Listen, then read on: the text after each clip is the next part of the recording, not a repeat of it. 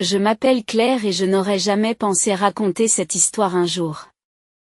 À 19 ans, je n'étais qu'une étudiante typique en deuxième année d'université, essayant de concilier les cours et une vie sociale tout en faisant face au mal du pays occasionnel. Mais tout a changé à la suite d'un appel téléphonique qui a bouleversé mon monde. Je devrais probablement commencer par le début. Il y a 2 ans, alors que j'avais 17 ans, mon père est décédé subitement. Il n'y avait plus que maman et moi, vivant dans la maison que papa avait travaillé si dur pour nous construire. Il nous a laissé des économies et une maison entièrement payée. Je pensais que tout irait bien pour nous deux. Lorsque j'ai été acceptée à l'université en dehors de l'État, j'ai eu un goût amer. Maman m'a encouragée à y aller, disant que papa aurait voulu que je poursuive mes rêves. C'est ce que j'ai fait, ne rentrant à la maison que pendant les pauses et les vacances. Au début, tout semblait aller pour le mieux. Maman et moi discutions régulièrement par vidéoconférence et elle semblait bien gérer la situation. Puis, il y a quelques mois, elle a lâché une bombe lors d'un de nos appels. Claire, chérie, j'ai rencontré quelqu'un, dit-elle, la voix anormalement aiguë d'excitation. Il s'appelle Robert et nous allons nous marier. J'ai failli laisser tomber mon téléphone. J'ai failli lâcher mon téléphone. Marié ? Maman, depuis combien de temps le connais-tu ? Oh, environ 3 mois, a-t-elle répondu avec désinvolture, comme si elle me parlait d'une nouvelle couleur de cheveux. Mais quand on sait, on sait. J'ai essayé de la soutenir, vraiment. Mais il y avait quelque chose qui clochait dans toute cette situation. Je me suis quand même dit que c'était bien que maman aille de l'avant. Qu'elle retrouve le bonheur. Robert a emménagé dans notre maison et j'ai essayé de faire la paix avec le fait qu'un étranger vivait maintenant dans l'espace de papa. La vie a continué. Je me suis concentrée sur mes études, j'ai essayé de repousser le sentiment tenace que quelque chose n'allait pas. Puis vint l'appel qui allait tout changer. C'était un mardi après-midi ordinaire. Je terminais mon dernier cours lorsque mon téléphone a sonné. Le numéro appartenait à Madame Peterson, notre voisine immédiate, qui vivait là depuis avant ma naissance. Claire, c'est toi. Sa voix était tendue, inquiète. Il se passe quelque chose d'étrange chez vous. Il y a des gens qui vont et viennent depuis des jours. Ils déplacent des meubles, en apportent d'autres. Et Claire, fait-elle une pause, sa voix se réduisant à un murmure, je n'ai pas vu ta mère depuis plus d'1 semaine. J'ai essayé d'appeler ma mère immédiatement. Mais il n'y avait pas de réponse. J'ai réessayé. Et encore. Je n'ai rien fait. Puis, au 5e essai, le numéro a été déconnecté. C'est à ce moment-là que la panique s'est vraiment installée. J'ai couru jusqu'à ma chambre, j'ai mis quelques vêtements dans un sac et je me suis rendue directement au bureau administratif pour demander un congé d'urgence. 1 heure plus tard, j'étais dans un train qui me ramenait chez moi, regardant le paysage se brouiller devant ma fenêtre, essayant de me convaincre qu'il y avait une explication raisonnable à tout cela. Le trajet en train m'a semblé durer une éternité. J'ai passé le plus clair de mon temps à essayer de joindre ma mère, en laissant des messages vocaux les uns après les autres. Lorsque je suis enfin arrivée dans notre rue, mes mains tremblaient tellement que j'avais du mal à tenir mon téléphone. J'ai tourné au coin de la rue et j'ai vu la maison de papa. Celle qu'il avait passé des week-ends à retaper.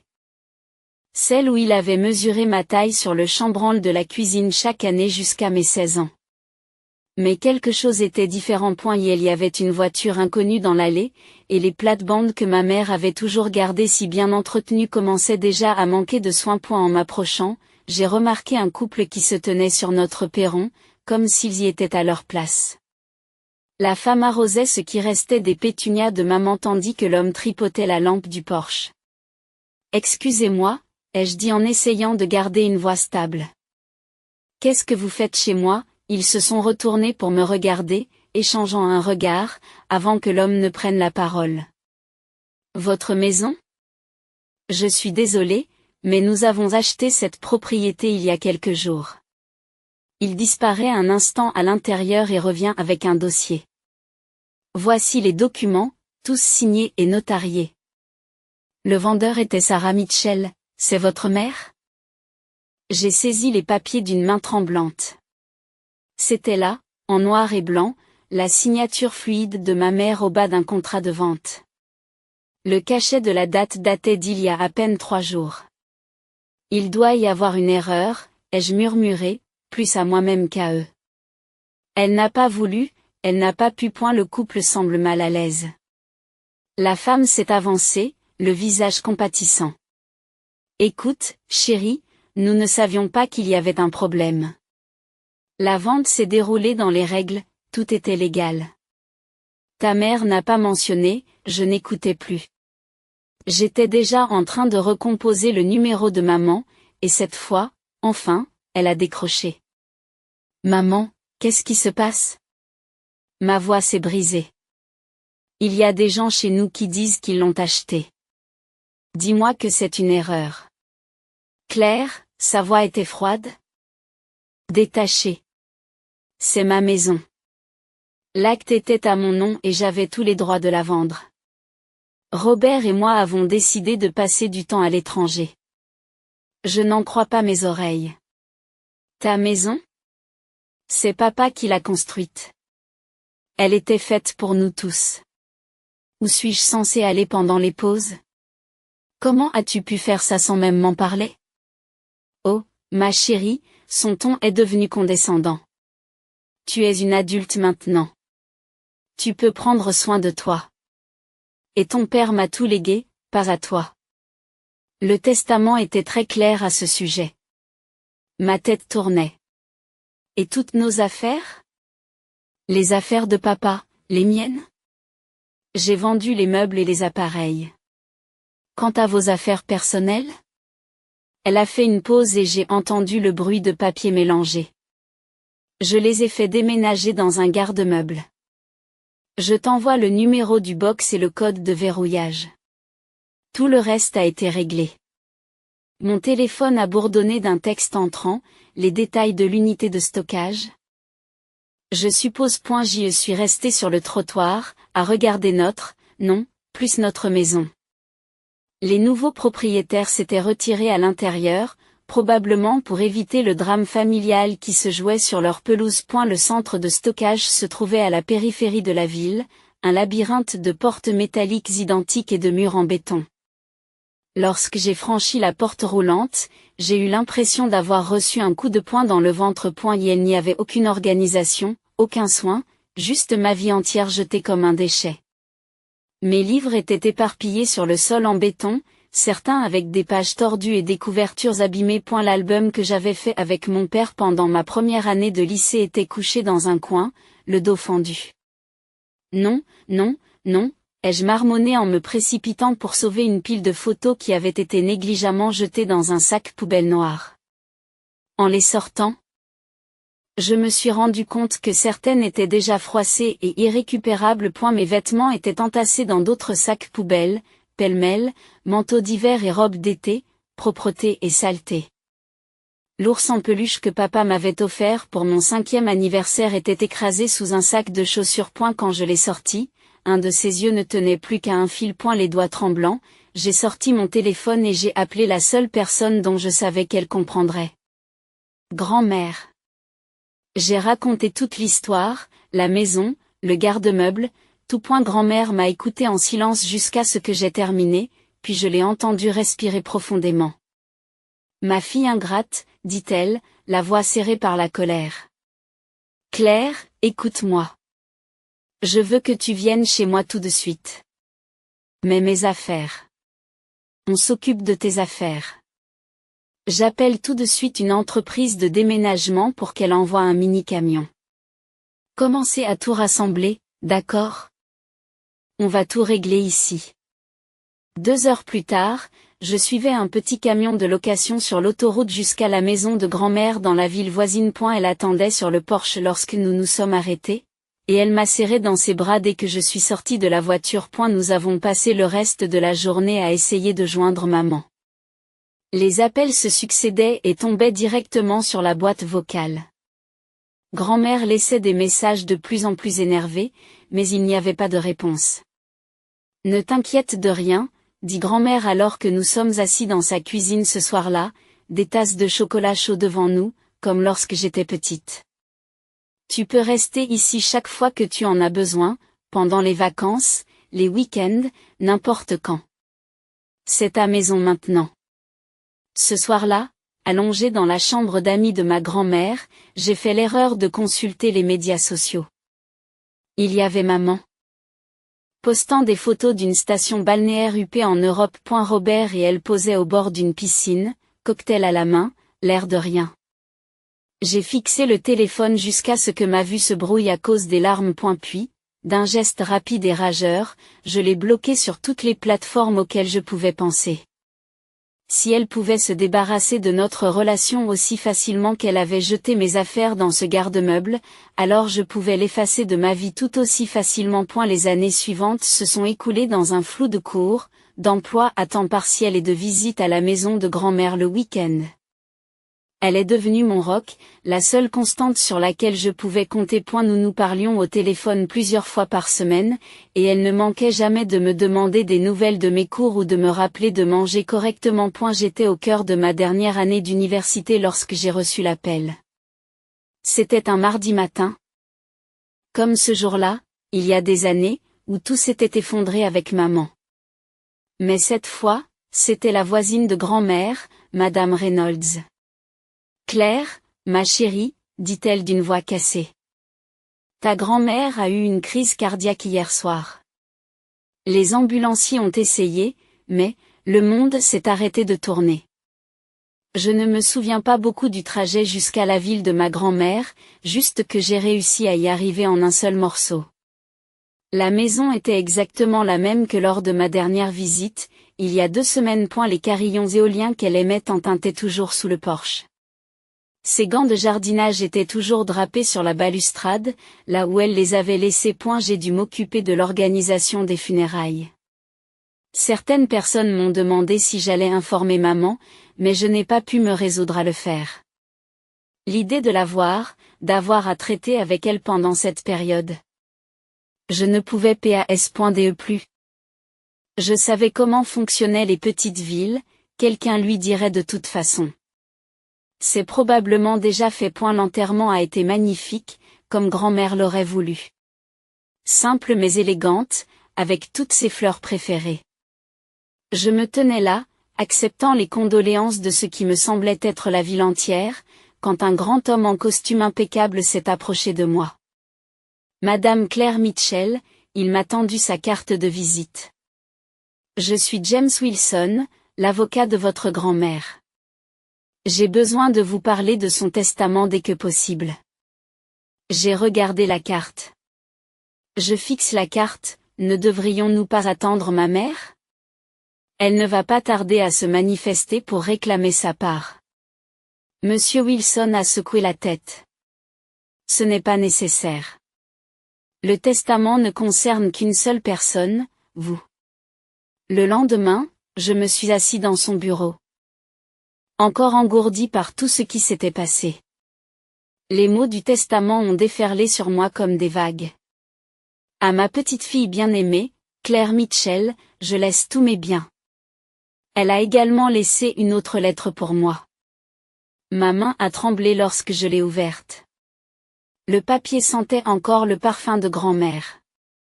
Ma très chère Claire, commençait la lettre.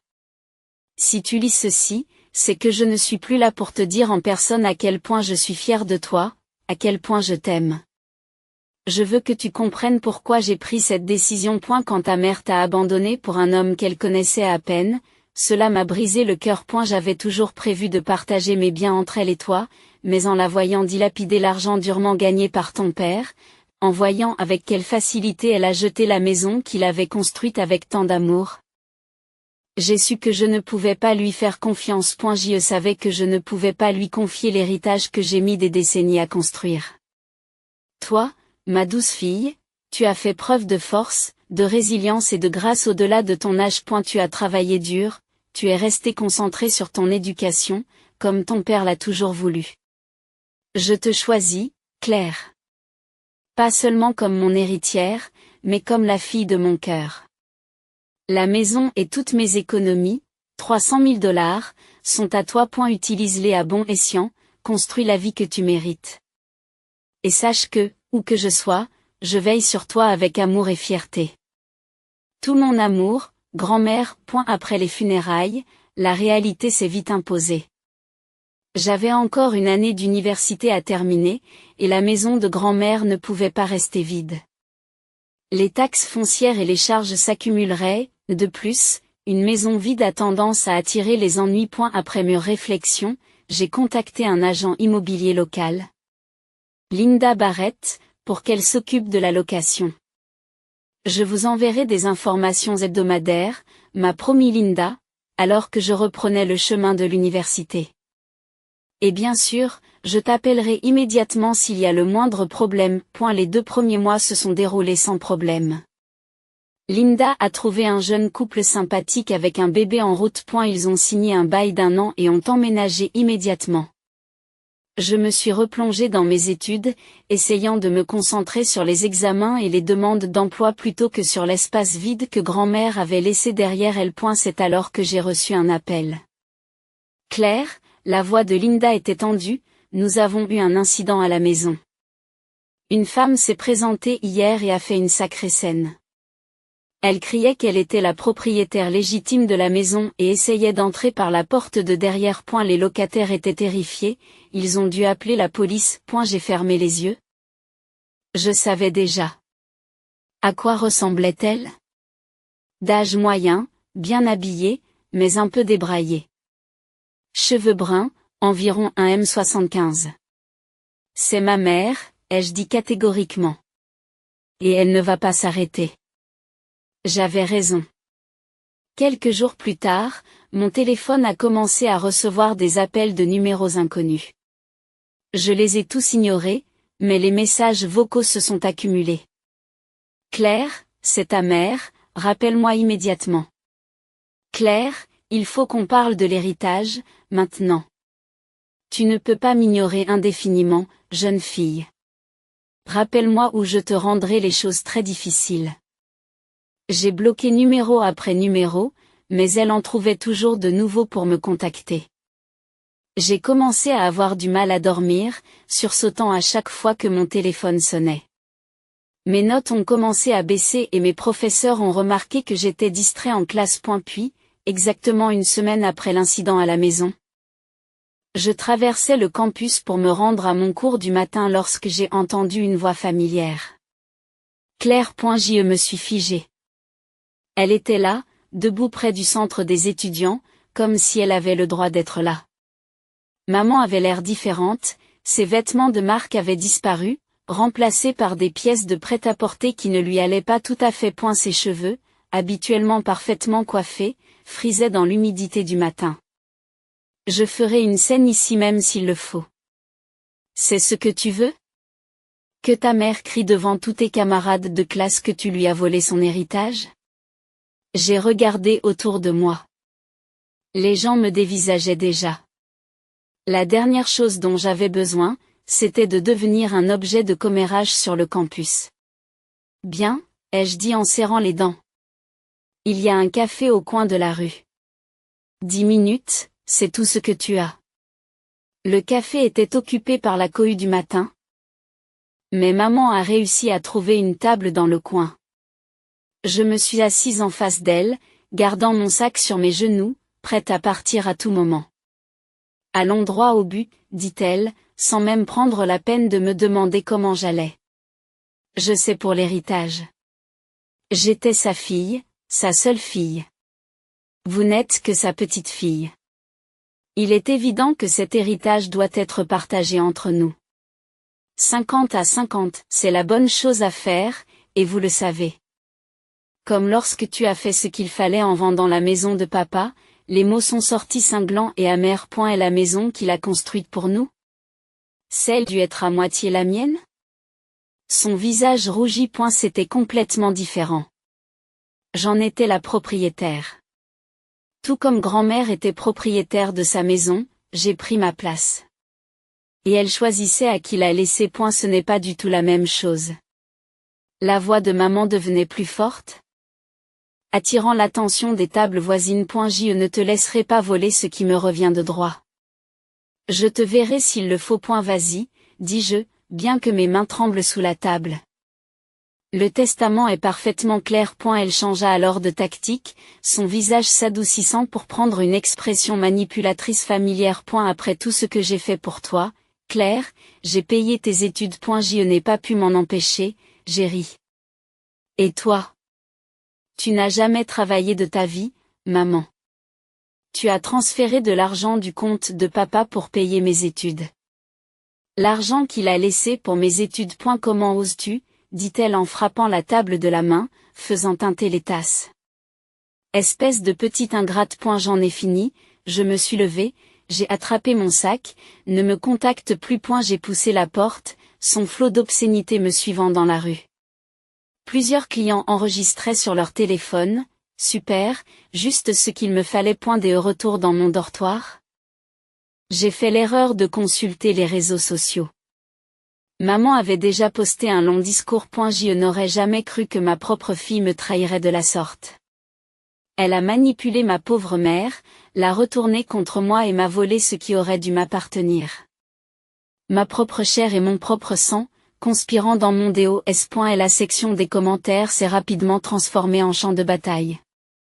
Les frères et sœurs et les cousins de ma mère sont intervenus, me traitant de tous les noms et exigeant que je fasse ce qu'il faut. Mais la famille de papa s'est défendue avec acharnement. Sarah, nous nous souvenons tous de la façon dont tu as abandonné Claire pour t'enfuir avec cet homme, a écrit ma tante Suzanne. Tu as vendu la maison d'enfance de Claire et tu t'es envolé pour l'Europe.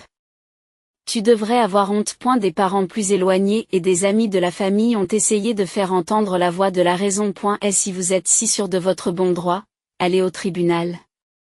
A commenté l'un d'entre eux. Ce n'est pas en lançant des accusations sur Facebook que l'on changera un testament légal. Mais la mère a continué, post après post, tous plus dramatiques les uns que les autres. Elle s'est dépeinte comme la victime d'une grande conspiration entre moi et grand-mère, oubliant commodément la façon dont elle m'a traité ces dernières années. Après avoir obtenu mon diplôme, je suis finalement retournée dans la maison de ma grand-mère, ma maison maintenant. Les locataires avaient déménagé la semaine précédente, laissant tout étonnamment bien entretenu. Debout dans le salon vide, je pouvais presque entendre le rire de ma grand-mère résonner sur les murs. J'ai décidé de prendre quelques mois de repos avant de me mettre à la recherche d'un emploi. Grâce à l'héritage, je pouvais me permettre de souffler un peu, et la maison avait besoin de quelques travaux. Rien de majeur, juste le genre de petites réparations qui s'accumulent avec le temps. Une lame de parquet qui grince par-ci, un robinet qui coule par-là. Cela me faisait du bien de garder mes mains occupées pour que l'espace soit vraiment le mien. J'étais en train de repeindre la cuisine quand on a sonné à la porte. Je n'attendais personne, mais je me suis dit que c'était peut-être l'un des voisins de ma grand-mère qui venait me dire bonjour. J'ai essuyé mes mains couvertes de peinture sur ma salopette et je me suis dirigée vers la porte. Dès que je l'ai ouverte, mon estomac s'est effondré. Maman se tenait là, ne ressemblant en rien à la femme polie dont je me souvenais. Ses cheveux n'étaient pas lavés, ses vêtements étaient froissés et son mascara coulait sur ses joues. Claire, sanglote-t-elle en me poussant dans la maison avant que je ne puisse l'en empêcher. Il faut que tu m'aides. Je n'ai nulle part où aller. Qu'est-ce que tu racontes? Je suis restée près de la porte ouverte, gardant mon chemin de fuite libre. Robert m'a quitté, se lamente-t-elle en s'enfonçant dans le vieux canapé de sa grand-mère. Il a tout pris, je suis fauchée, Claire. J'ai besoin d'un endroit où rester, jusqu'à ce que je me remette sur pied. Et peut-être seule? Je l'ai regardée avec incrédulité. Tu te moques de moi. Je suis ta mère, s'est-elle écriée. Tu ne peux pas me laisser à la rue. Comme tu m'as laissé, les mots sont sortis nets et froids. Comme tu m'as abandonné et tu t'es enfui avec Robert et tout l'argent de la maison de papa. Elle s'est redressée et s'est essuyé les yeux. C'est différent. Tu étais déjà un adulte. Tu n'allais pas mourir de faim. C'est vrai, parce que grand-mère m'a accueilli. La même grand-mère dont tu essaies maintenant de te frayer un chemin par la culpabilité. Tu ne comprends pas, elle pleurait vraiment maintenant. Robert m'a forcé à vendre la maison. Il était autoritaire, Manipulateur. Il m'a poussé à tout faire. J'étais aussi une victime. J'ai sorti mon téléphone. Ouvert son profil de médias sociaux et les brandis. J'ai sorti mon téléphone, ouvert son profil sur les réseaux sociaux et les brandis. C'est pour ça que tu as posté ça hier? Elle était là, une photo d'elle et de Robert dans un restaurant chic, ses bras autour d'elle tandis qu'elle rayonnait devant l'appareil photo. La légende disait, soirée avec mon âme sœur. Et celle de la semaine dernière, ai-je glissé vers une autre photo. Ces centaines d'autres qui montrent à quel point tu as été malmené et malheureux, le visage de maman a changé. Les larmes ont cessé instantanément, remplacées par quelque chose de laid et de dur. Petite ordure, a-t-elle grogné en se levant. J'aurais dû me faire avorter quand j'en avais la possibilité. Tu n'es rien d'autre qu'une gourmande, une ingrate. Sortez, ma voix tremblait, mais j'ai tenu bon. Je ne veux plus jamais te revoir. Tu vas le regretter, a-t-elle craché en me dépassant. Tu es comme ton père. Égoïste. Je lui ai claqué la porte au nez, coupant court à ce qu'elle s'apprêtait à dire de plus cruel. À travers le bois, je pouvais l'entendre continuer à crier, mais je me suis contenté de m'asseoir par terre, le dos contre la porte, et d'attendre qu'elle s'en aille enfin. Et la suite de la visite de maman a été exactement ce à quoi je m'attendais. Mon téléphone a explosé de messages de parents dont je n'avais pas eu de nouvelles depuis des années, tous soudainement préoccupés par la pauvre Sarah et sa situation difficile. Chaque jour apportait son lot de culpabilisation et d'accusations. Tante Linda m'a appelé pour me dire que maman pleurait à chaudes larmes pour s'endormir. La cousine Rachel a envoyé de longs textes sur les obligations familiales et le pardon chrétien.